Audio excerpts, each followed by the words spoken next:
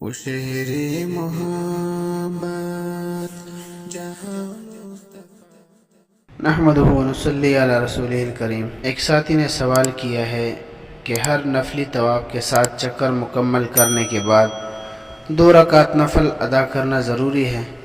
کسی نے جب بھی طواف کیا تو طواف کے بعد نوافل ادا نہیں کیے تو کیا اس نے جتنے بار بھی طواف کیا وہ نوافل کے بغیر ادا ہو گئے ہیں یا نہیں؟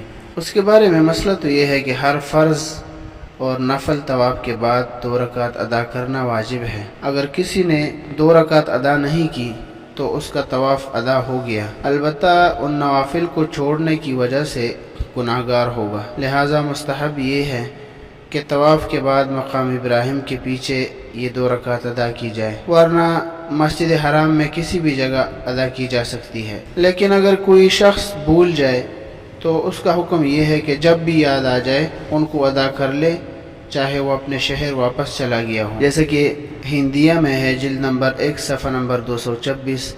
وَإِذَا فَرَغَ مِنَ الطَّوَافِ يَأْتِي مَقَامَ إِبْرَاهِيمَ عَلَيْهِ الصَّلَاةُ وَالسَّلَامُ وَيُصَلِّي رَكْعَتَيْنِ وَإِن لَّمْ يَقْدِرْ عَلَى الصَّلَاةِ فِي الْمَقَامِ بسبب المزاحمة يصلي حيث لا يعسر عليه من المسجد كذا في الظهيرية وإن صلى في غير المسجد جاز۔